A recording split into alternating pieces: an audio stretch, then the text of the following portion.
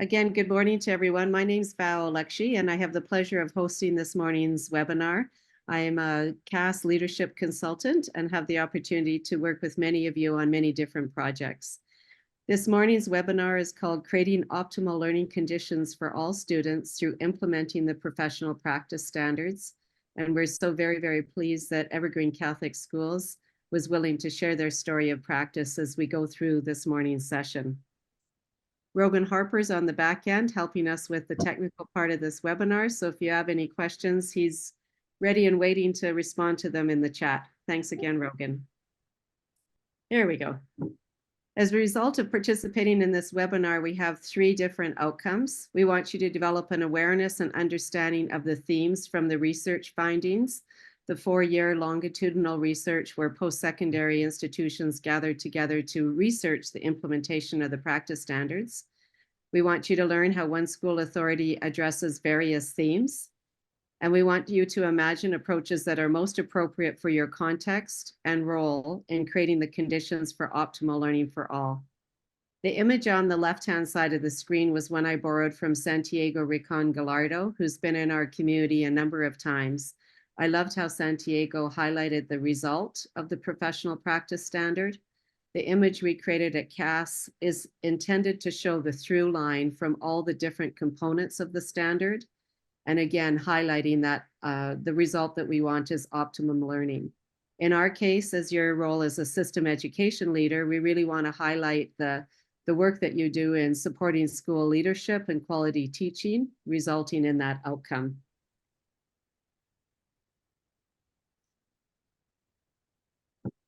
One of the things that's interesting about looking at research and practice is sometimes in our business, once one project ends, we move on to another project and kind of forget about the first project because we're very busy with the next one.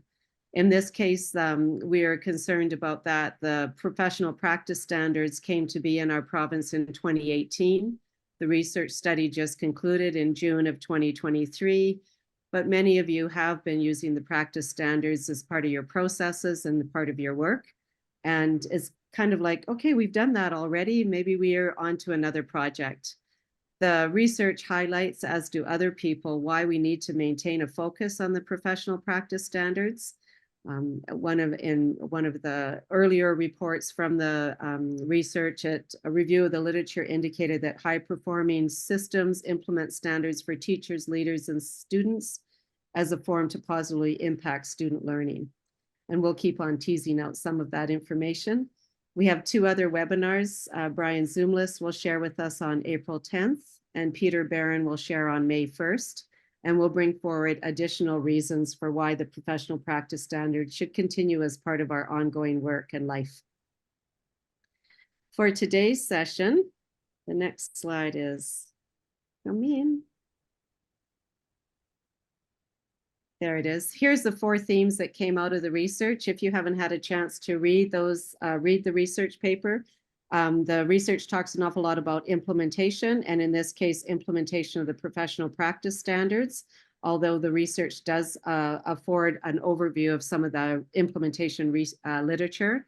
It talks a lot about building a culture of learning and professional learning. Talks about the need to highlight Indigenous learning as well as measuring impact. We've designed 4 questions for our webinars, and number 2 and number 4 are the areas that Evergreen Catholic will focus on. How are your system professional learning plans coherent with both professional practice standards and school authority goals?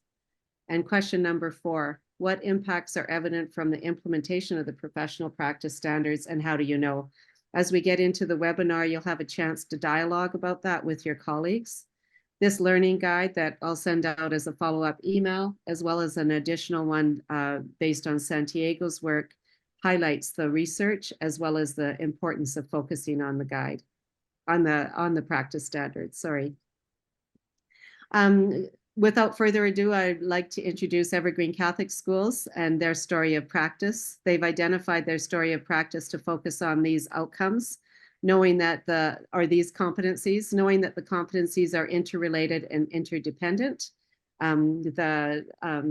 Evergreen Catholic has a strong history of working together. But having said that, we know that the team is fairly young and emerging. Having said that, collectively, Cindy, Dwayne, and Terry Lynn have 88 years of experience in the education field. Cindy is the chief superintendent, Dwayne the deputy, and Terry Lynn the associate. I'll turn it over to Cindy at this time to continue with any introductions she'd like to share and their story of practice. Thanks, Cindy. Thank you for that, Val. And good morning, everyone. Thanks for joining us today. We're excited to be here with you today to hear, for you to hear our story and share some of the things that have been going on in Evergreen Catholic. And we look forward to the upcoming webinars to hear further stories. As a superintendent, I think it's our main way that we learn and grow is by hearing those conversations and stories from our colleagues. So you know, as interesting as it can be to go through some of the research findings and to peruse the practice standards, it's really great when we get to hear people put that into action. And so that's our job today. As Val alluded to, you're going to hear a story from Edmonton Catholic Evergreen Catholic. And maybe that was a faux pas in there. And maybe there's some things that you can kind of relate to within your story as well. So Val already alluded to the fact that Terry Lynn and Dwayne and myself together have almost 90 years of service. And most of that for us is all in Evergreen Catholic, with a couple of small exceptions. But we've had the opportunity to work together in a variety of roles, side by side as teachers in the classroom, as admin partners and colleagues. And so our story kind of starts last year. We were a new team as superintendent. So many of you know Mike Pawanessa had retired. I had been in division office for a bit. And so Dwayne came in and then Terry Lynn came in as well. And we kind of had the first year as an opportunity to survive a little bit and kind of feel out where things were going, especially after the pandemic. And so I think the second year really helped us to kind of look at where our ship was going and how we're guiding some of our practices. And so the three of us, have regular meetings together every week where we sit down and kind of plan through what's happening in all of the different areas that we're working through. And we also have what we call an E-team, and it's our Evergreen lead team. And there's basically 8 individuals in division office. But as of last year, half of those senior E-team members were new to their role. And we have a variety of people within that. So it kind of touches all avenues from the learning, human resources, finances, student supports, facilities, technology, and all of those things in between. So it's a really good opportunity to look at all the positions that are working together. One of the new impetuses that happened for us to really take a look at the work that we were doing was last year's budget. And so some schools may or may not have been impacted similar to us, but we had some major budget cuts in Evergreen Catholic last year. And so our weighted moving average had to be right-sided because after COVID, our enrollment had gone down. I'm happy to say that our enrollment has gone up this year, 4.5% and rising next year as well. But we did see during the pandemic a decrease in our enrollment. And so we no longer had the hold harmless budgeting. And so we really had to cut that significant staff. So we couldn't do what we've always done. We had to get more creative and support our priorities and ensuring that our vision was responsive to our school communities and what was happening. So as chief superintendent, I mean, you're looking at the SLQS and the idea of visionary leadership and ensuring that, you know, my role was guiding the work. And so I recognize that everyone has a different portfolio, everyone has a priority area, but the job is to ensure that we are guiding and working together. So we use the practice standards as that guide, as well as our priority areas with our division. And we've had with the assurance plan, the same priority areas. So we're looking through that competency lens of visionary leadership and how do we work alongside and guide the work that's happening. We recognize, as many people do, that we have to work smarter, not harder. And so we had to look at how are we doing certain things, and are there ways that we could ensure that we are aligning things more succinctly. So we are looking at administrators who were exhausted, discouraged after budget cuts. We're hearing about teacher workload, complexity increasing in the classroom, higher class sizes, and of course, the cut of staff that we had to incur. So Terry Lynn's going to continue in the next slide talking about actually how we did some of that work. All right. Well, good morning. Good morning, everyone. I think it's fun for us to note, as Cindy said, although we were a new team, I was thinking this morning that we all started teaching. We were all teaching together in 1999 in the same school. Mm-hmm. That's a long time ago. That feels like a long time ago. But, even though we were new, we have known each other for a really, really long time. And I think that that's been a big blessing. So again, when we're talking about SLQS3 and LQS3 about visionary leadership, it was really important for us to sort of create this strategic visionary plan. And, we can call it coherence. We sometimes call it accompaniment. Is about how are we walking alongside at the same time and doing the work at the same time. And so we really, with our E-team, in one of our meetings, I think it was in the spring, maybe May, we decided that we needed to do a brain dump. Like, what were we hearing were the things that we needed to be focusing our time and energy on. So in one of those meetings, we did a structured brain dump related to our 4 priority areas. And we were in teams of 2, and then we just wrote down everything that we were hearing. What were teachers telling us? What were administrators telling us? What did our data, our surveys telling us that were things that we maybe needed to be paying attention to?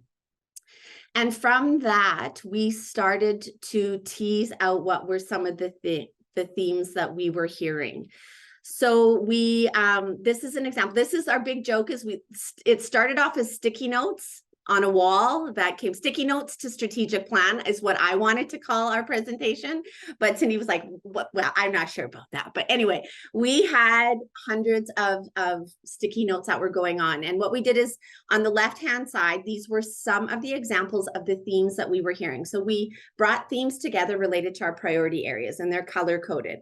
Then the other piece that we did is we were taking a look at where and when can we find the time and the people who are going to help do the work, right? So we wanted to be really intentional, like Cindy said, smarter, not harder, because instead of working in silos, we needed to really figure out how we could come together around a visionary leadership to model that and work alongside our school administrators. So this is just an example. You may not find some of those things in your school division, but across the top is time and people.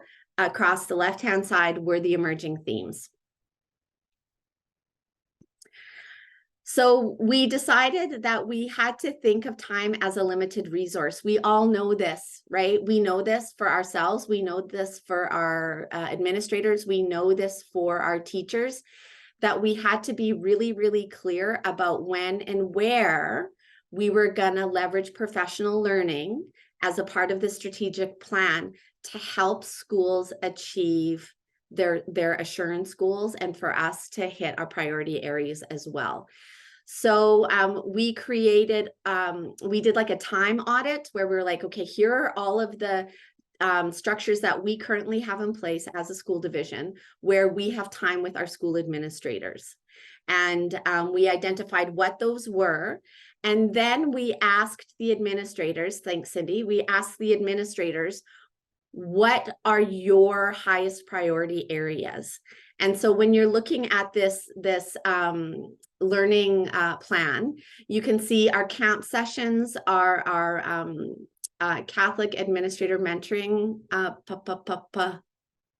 I can't remember what the P is, but anyway, camp sessions that are held every month, and Dwayne runs those through an HR lens. And we have CAA at the bottom there. That is our monthly meeting with our administrators. And then in between, I'm going to speak to this school team rep meeting a little bit more, but that is when we have people together when we have our faith school teams and our Indigenous education school teams coming together. Then at the bottom, those were all of the areas that administrators indicated to us that they needed some support and some professional learning in. This is a living, working document for us. So that's why sometimes you'll see things aren't crossed off, or they are, but we are referring to this nonstop just to make sure that we have everything that we know that our administrators need and that we need for professional learning in order to roll out our strategic plan. I'm going to pass it over to Dwayne now. Okay, thank you and welcome everybody. One of the hard things, well, as Cindy said, when we have an all new team is once we have that mapped out, who and what and how are we going to move forward and who's going to be working with what areas, so that we're not working in individual silos. We're working as a team and everybody knows what their role is and what they need to accomplish to move forward. So identifying who those helpers are. One of the things that we really try to model is that we're doing the work alongside. So we're in the muck. We're doing the same thing here at division level. And, you know, the model shows that, you know, the areas that you can bring back to your staff and model that. So now you can do the same thing within the muck, because that's really important as leaders, is that we're involved in the process and modeling. And then that, you know, gives you the engagement and advocacy. And if you go to the next slide, it shows more specifically one of our priority areas, engagement and activity. And this is really getting down to a more of a granular level where it shows the who and the how. And it illustrates, you know, specific task with what team member and what initiatives and how they can move forward to answer a theme question. Again, this is the how. What I like to say on this, and it shows the leadership, including our role, as well as the communications coordinator, principals, our E-team that we talked about, and also how our board members are involved in each one of the priority areas as a theme. So it's showing that whole visionary leadership across our whole division. And I really think that for each priority area, we break it down into that so that you can see the same level of involvement for everybody. And that way we're not working in a silo. You can see exactly, you know, we're not doing repetitive work, who's responsible, how it gets finished. And it becomes a very cohesive plan that everybody can know their role in that. And then, as I mentioned, everyone in the division knows the task. They identify the themes. And we can go back to this and see where we are as a division, as they are as a school, and where they are with each of these themes. One of the things too in my HR role is our evaluation models, our TQS and LQS.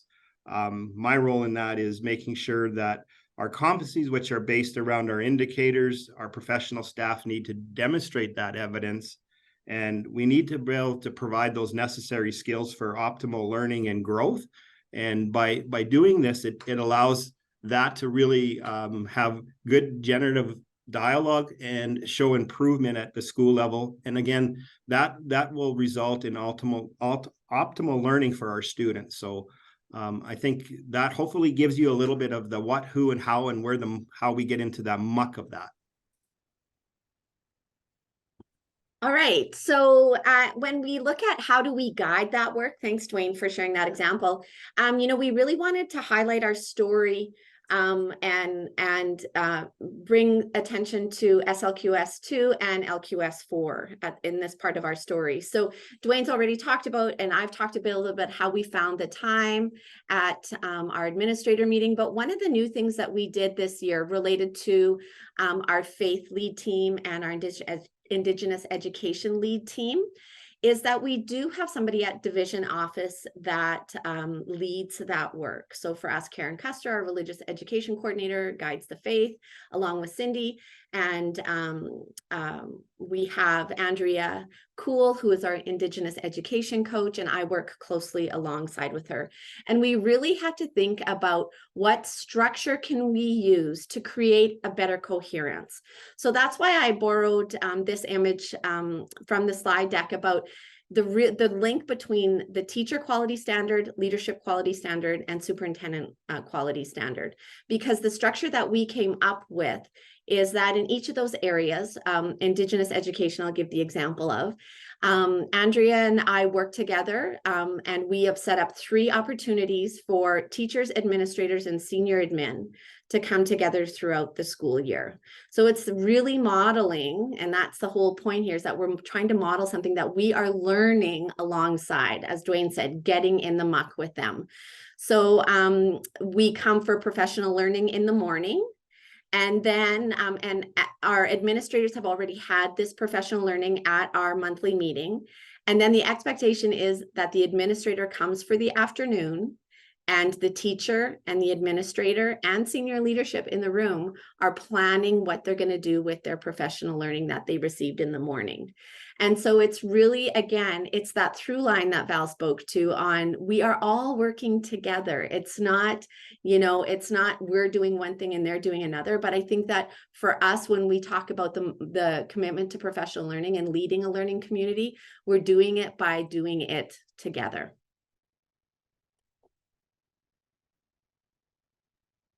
Thanks, Terry Lynn, and thanks, Dwayne.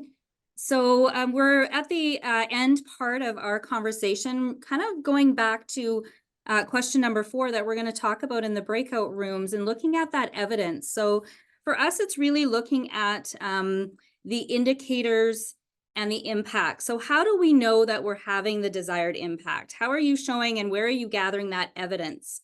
And so we look at our indicators through the lens of assessment. And it only makes sense because as teachers, this is how, we've always been looking through the lens and looking at that triangulation of data.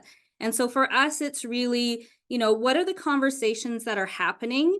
What are the observations that we're noticing? And then of course, what are the products? And I think, we've had many conversations about assessment with our principals and with our teachers, and often we tend to focus on the products and not really looking always at the value of the conversations and the observations that we're finding. So in our case in particular, I want to just draw you back to the example that Dwayne had given with the engagement and advocacy group. And part of our planning is to also look at the long and short-term indicators. So through our conversations, what might that look like? So for example, in this one, it was our principals' confidence levels increasing with social media, and what kind of feedback and surveys are we having with that? Observations, and you can see some examples of what we might be observing. And then also in the products, what's the data telling you? What sort of things do you actually have in hand that can show that you have evidence in this? So we've really been working through a continuous improvement model and really looking through those cycles of reflection. And so for us, a cycle can be any time, but really for us, it mostly goes through 2 to 3 months in a cycle. So we might look at what is the issue that or the problem that we're trying to solve and figure that out and go into detail. We create an action plan of that, specifically putting legs to it. What's the action plan of where we're going to go in the next 2 or 3 months? Because what we found in the past is, we tried to look at a whole year. And the problem is by the time you get to the year, you realize you hadn't done some of those other things. So by giving us a shorter cycle of impact, we could really look and reflect. So we clarify the issue, create an action plan of how we're going to move forward and who's involved in that. And then we look at monitoring the progress. What does the progress look like? What are the indicators that we identified? What is the data telling us? And then at the end of that cycle is the retrospective and really looking at a reflection. Do we need to pivot? Have we accomplished what we need to? Have things changed significantly where we actually have to create, we've identified a new issue that we need to clarify. And I think what's really important is that Terry Lynn indicated with our administrator group, which we call CAA, and we have our monthly meetings, we model the similar behavior. So we go through a process through this cycle of improvement, and admin teams get together and work through, whether it's that they're looking at their data or they're doing a retrospective. The E-team and senior admin are also doing that. So they can see that, we're not just, here's the work that you should be doing. This is the work that we're all doing together to really look at how we're leading a learning community. And so working alongside, we found, has been really important for us, and to model that and to be part of the conversation. So I hope that this gives you a little bit of some insight on how we have structured our process in professional learning, how we structure the visionary leadership, and how we've modeled that commitment. And so I think I'm going to turn it back over to Val to take us through the next step. So thank you. Thank you very much, Cindy, Dwayne, and Terry Lynn. I really appreciate how you modeled applying the competencies. As we know, when government designs policy and it really takes leaders such as yourself to apply it in the school division. And you've really clearly shared how you do that. I love the message around guiding the work, working alongside, or to use another analogy, getting in the muck to get the work done. The cycle that you just shared around action planning is another great model as well, in terms of how to look at whether the work has had an impact. So thank you very much for sharing. The next opportunity that we have is to hear sharing from everyone in the group. And we have a Jamboard set up for you, and Rogan will put us into small groups with Cindy, Dwayne, Terry Lynn, and myself being a lead in each of the group to facilitate the conversation. We want to hear from you. How do you do this work in terms of specifics around professional learning, as well as knowing the impact? So we'll take about 20 minutes to do that work. Rogan will put the link into the Jamboard. I think he already has. Thanks, Rogan. And you can also access the Jamboard here. What the intent is that we would all provide our own input, and then we'll come back as a large group and share what our collective wisdom is in this area. Again, thanks to Cindy, Terry Lynn, and Dwayne. And now it's over to everyone else. We'll give Rogan a moment to get us into groups. And again, we'll take approximately 20 minutes to go forward to have the conversation. Thank you. Thanks, Rogan, for facilitating our movement in and out of the breakout rooms. That was fantastic. I'm sure everyone enjoyed the conversation as I did. I learned a lot. Rogan, would it be possible for you to share the Jamboard screen on your screen? Is that easy to do? I'll go into the next slide. I think I can advance the slides, but I'm not seeing that right now. Great. Everyone can see the Jamboard slides right now? No. Now they're coming. Great. Thanks, Rogan. Thanks for everyone's contributions. I'll give you a moment just to peek at them as we're going through a little bit of a sharing and summary right now. Terry Lynn, would you be willing to share what your group talked about in this particular question? Yeah, well, we really everybody kind of told the story of what they're doing around professional learning. Had Edgar and Brett and Debbie in our group, and Pambana shared their focus on PL as being the work of Lynn Sherritt and data walls, which led beautifully into the second question as well.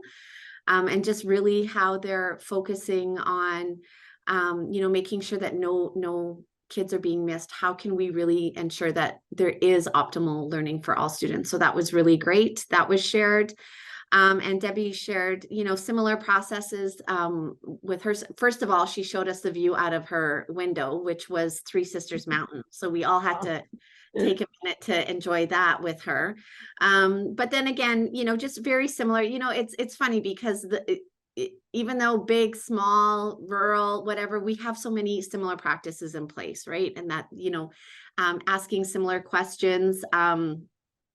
But the interesting thing that she shared was that they have an annual symposium in May where they bring lead teachers and administrators together to create a plan of learning and for assurance for the next year so that they can take it back to their schools and do some planning. That way that coherence piece really came through. And then of course we had Edgar. So he's very keen to share some of his, the work that he's been doing related to these two questions. And yeah, that was kind of our sharing. Great. Dwayne, would you be willing to share on your group on this question? And then Cindy and I will do the other question around impact. Well, I had a unique group. They were two administrators, and they thought the session would be more at a different level. So, you know, they were from Vista Learning Center, both of them in my group, and as administrators. So we talked a little bit more about how we could use some of the process that we use collectively to help their school and help them, you know, get to a process where they can identify some of the issues and work through that as a collaborative team, as some of the things that we talked about. But overall, their vision wasn't as divisional wide. It was more about their school and what they could do. So the discussion was more based on some of the tools that we've used to be able to work through that. And they were quite interested in how that model worked with the administrators in our division and how they were involved in that sort of process. So that was our discussion. That's fantastic. Cindy, maybe we can share a little bit here. One of my takeaways from working with Terry and Aaron was that cohesiveness with the school authority goals really has come through in a much more evident way. I think professional learning in the province has changed from moving from events to more coherence making around school authority goals. As well, both shared, especially in our next question around how the practice standards were used for measuring impact as well. But I appreciated their comments are on the blue sticky notes. Cindy, anything to share from your group, or would you share from your group, please? Yes, for sure. I had the pleasure in my group, it was just Dean and I. So Dean and I were together in the group, and I have to admit that I probably quizzed him a little bit more about understanding charter schools a little bit. So we got a little distracted, but just on the first one about professional learning plans, we really talked about that consistency, coherence, and alignment, and making sure one of the quotes that Dean had said that I wrote on one of the green stickies was, too often planning happens in the weeds. Everybody's doing their own thing. You can't really see what other people are doing. And so that coherence piece is really important. And when we flipped over and talked a little bit about measuring impact, you know, we talked a lot about the different levels.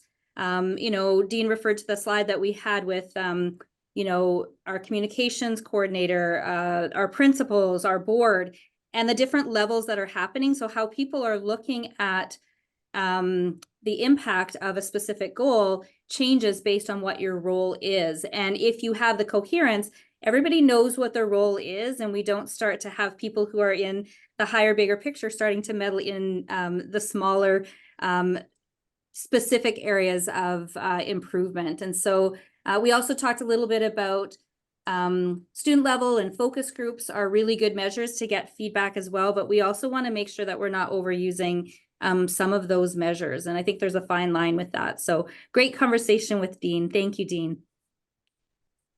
Thank you. And I'll continue on with the second question. That was my little squiggly note at the bottom. My apologies for that. I have to erase that.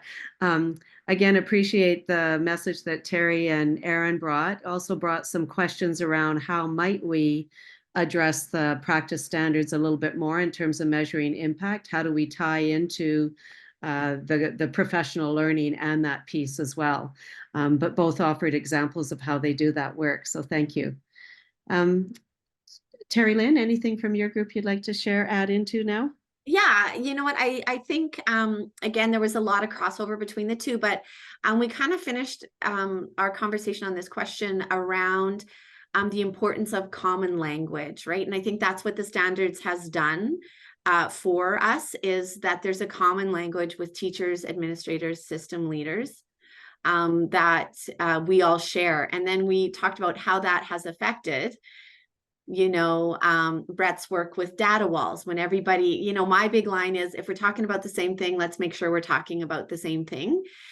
So when Brett was talking about data walls and having that common language and understanding, And then Debbie also shared about how that has been very intentional work that they're doing about, while schools might have things in place that are doing, you know, the same thing, we might not be calling them the same thing. And then that creates, you know, some confusion. And then how, when we have common language around the work that we are doing, it really reduces cognitive load and it frees up space to do the work that we need to do. Thank you, Terry Lynn. Dwayne, anything to add here, given the conversation? You think after 3 years you would remember to click the unmute button. But yeah, no, I think, you know, there was some commonality in the fact that when everybody is working together from the top down to the administrators, and there's that cohesive plan together, that was something that, you know, was really echoed in our conversation as well. And I think that well, we did get down a little bit of a rabbit hole with AI too, which is a whole nother topic, especially in their world. So that was interesting to hear their perspective from an online perspective as well. But yeah, I think that everything that we've talked about has been shared. So I appreciate that. Thank you. One thing that resonated from the group that I had the pleasure of talking with is we've all created different tools and processes framed around our goals, but also framed around the practice standards. And I'll send an email out.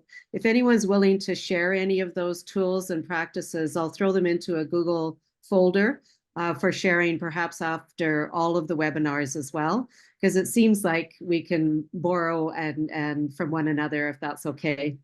The other thing that was evident to me is that, as you've seen at CAS, I hope, we use a lot of visual imagery to share a little bit of a consistent message around the standards. The braids would be an example, the other images that show the through line, and I'll share those with other folks as well if they're interested, because for sure you can use those in any of your work. It feels like that brings that consistency of language together and that focus. Thank you very much for your contributions, everyone, in those breakout rooms. We'll summarize the Jamboard, and those questions will be consistent throughout all 3 webinars. We'll use different questions in different webinars of those 4. But without further ado, I'd like to introduce Edgar Schmidt. A little bit of some background that we've all heard about over time, over other sessions, about the post-secondaries gathering together to do this 4-year longitudinal study that Alberta Education has requested. They had a comprehensive study using a number of different resources and methods to gather their input. I'm ecstatic about the final report and the merged findings and the recommendations to school authorities, and particularly the themes that have arose. Edgar Schmidt has had a diverse career, including being the superintendent of Edmonton Public Schools, the dean of Concordia University in Edmonton, if I've got the language right. And now we're very pleased that he's joined CAS as a leadership consultant, leading a couple of areas in our work. Edgar, I'll advance your slides and turn it over to you right now, if that's okay. Yeah, great. Thanks very much, Val. It's been great, and it's really an opportunity, a privilege to be able to talk a little bit about research. You know, yes, yeah, I'm an academic, so I'm really enjoying some of the interesting things that we do in that realm.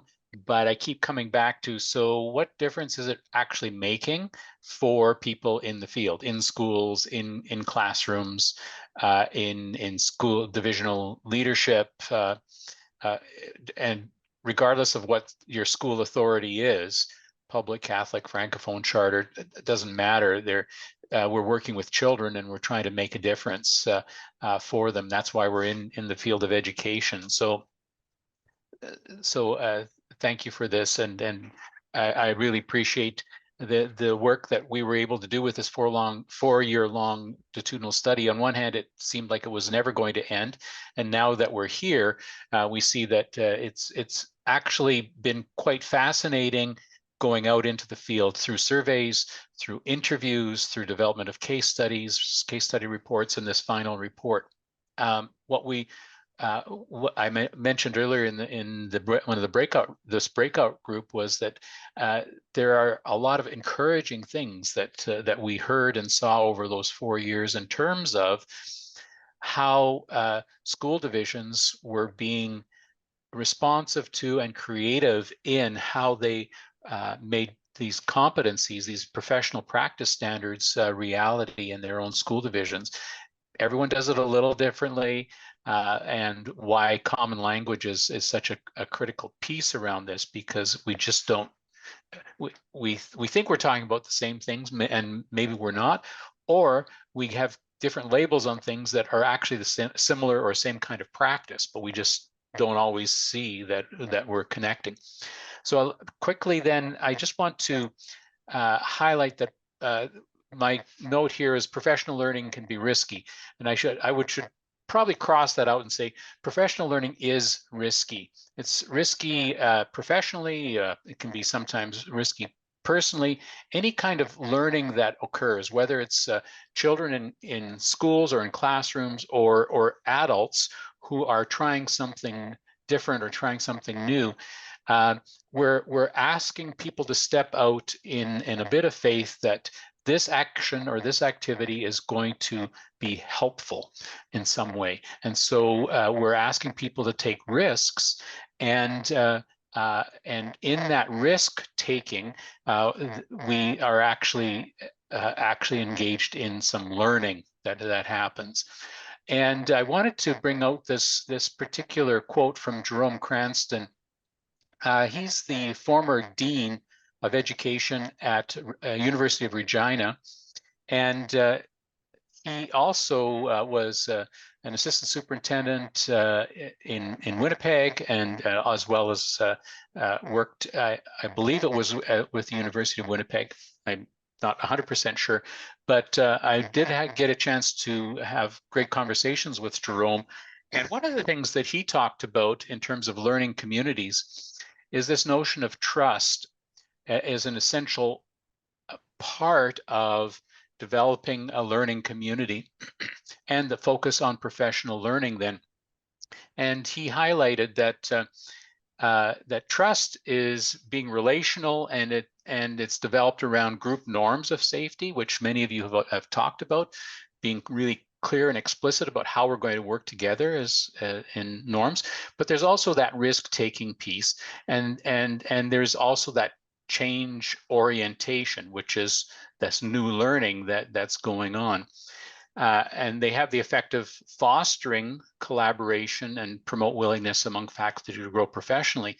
The flip side of that is, which is always an interesting question, is that if this isn't done with a form of trust and acknowledgement of risk taking, then it's true that it will not foster collaboration, but rather it fosters the opposite.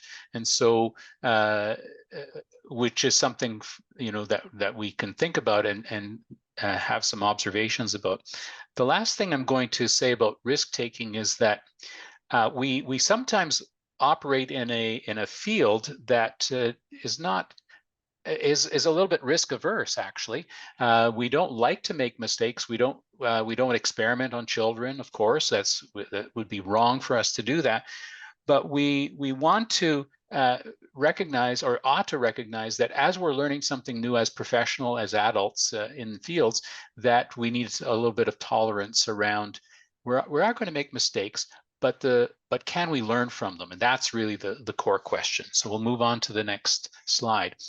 This is from the research study itself, and I just want to highlight a merged finding, which is really, we talk about it in terms of merged findings because we saw this showing up in the surveys, the quantitative side. We saw this showing up in the interviews, the qualitative side, and we've merged these findings together, and this is the merged finding number 8. So that's where the term merged finding comes from, and that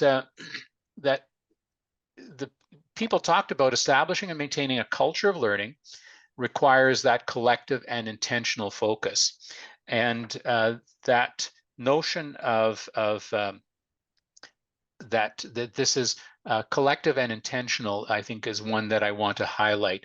that this is we're groups of people in school divisions who are working together to make a difference for children, and also then in terms of staff wellness, we want to make sure that this is working for the people in our schools as well, and in our school divisions. That requires collective and intentional focus on professional learning, growth, that integrates professional practice standards. That we actually have a frame in Alberta. It's a ministerial order. It's a requirement.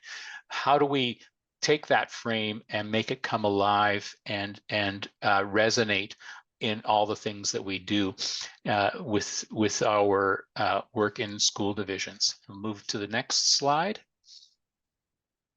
The other merged finding I wanted to highlight, and there are more, but these are the two that I wanted to pull out,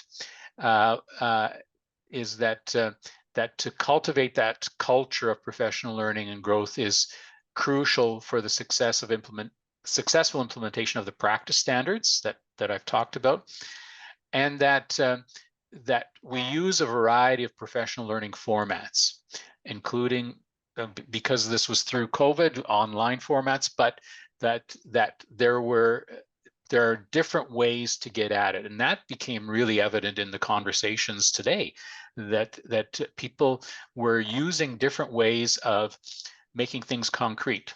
I'm thinking about the data wall that Brett talked about, or that there are collaborative teams, but these are highly defined, structured organizations within that Debbie was talking about. And so whatever that is, that as long as it is clearly defined, that we all know what we're talking about, that there's a greater likelihood of success in terms of collaborative and collective learning that can take place. So finally, coming into these some of the recommendations. Now, the recommendations are worded a little differently in the report. I just thought I'd pull these together in as perhaps simpler, or I don't know if it's simpler, but more direct language, that in order for us to make professional practice work well, we need to foster a collective and intentional focus on professional learning.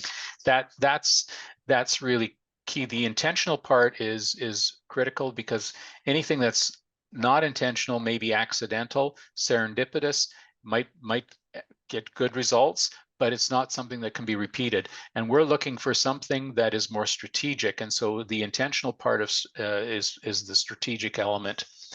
That we have to create a comprehensive plan coherent within your school authorities' goals and outcomes, that our plan around how we integrate the professional practice standards in everything that we do to align with our goals.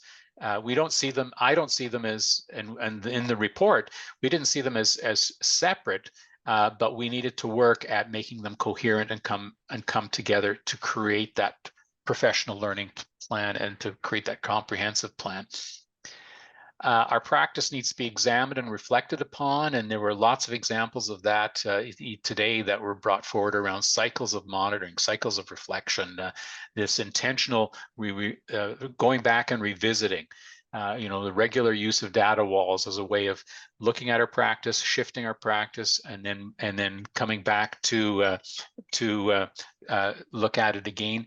And then leaders must lead the way, meaning one of the things that really came through clearly was the risk that if leaders just sort of said, go ahead and do that work, but weren't actually participating in the day-to-day work together alongside of principals or other people within the school divisions, that was a risk, actually, that a lot of the school-based people really said, well, it would be nice if our director, our superintendent, assistant superintendent, or someone would be with us while we're doing this, so that we could be working together. So leaders must lead the way in terms of participation and showing the way and being part of that growth plan. And so those are all pieces of the big puzzle, and just took a thin slice of it, and I hope that this is helpful in terms of professional practice and developing that comprehensive plan. Thanks. I'll stop Thank there. Thank you very much, Edgar. Really great to have a researcher involved with the study, as well as your perspectives, given your current context and your current work in terms of applying the research. I know you've talked to me a lot about how we can apply research into practice, and you've given us that opportunity. I would love to pose a question to you off the cuff and see if it's timely, and if not, you can say pass. From your perspective as a researcher doing all this work, as well as your current perspective of understanding school authorities in Alberta, why should we still pay attention to the practice standards? I know we need to legally, but what do you see the value in framing work and a focus in this area? Oh, that's big big. question. I think I'm just going to go with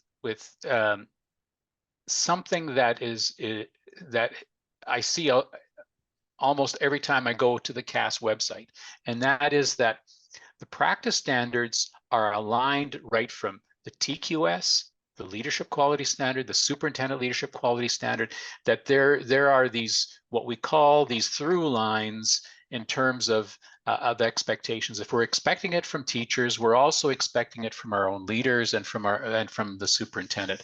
So I think that sense of coherence is incredibly helpful, and also one of the reasons why we don't want to break that chain. We need to be very intentional about keeping the practice standards pretty central or core to what it is that we're doing.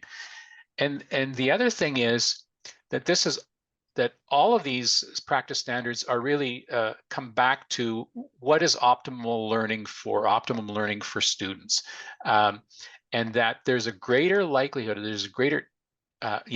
likelihood, it's not a certainty, but a greater likelihood that children will benefit when all of the adults are working together in a school division, and that there are aligning practices where it makes sense. It requires individual thought, creativity, commitment, all those things, but that when we're all pulling together, I think children can be the real beneficiaries of that action. So it's on the responsibility of the adults, the leaders, to make sure that there's that coherence and that commitment to those practice standards. How's that? Thank you. That's fantastic. Thank you. Especially at just throwing that question off the top. So thank you very much, Edgar. Just before we wrap up, Cindy, any concluding comments in terms of your district's involvement and your learning today? Yeah, I mean, I was thrilled to be able to share some of the information from our division, but learn the most from our breakout rooms and the conversation of sharing, and then particularly with, how it all comes together with the research. And I just think in the professional learning piece, when we talk about, how are we setting the stage? How are we creating the opportunity for ourselves, our administrators, our teachers to do that work? And hearing from people talk about ensuring that we're speaking the same language and how important trust is. So be able to collaborate together.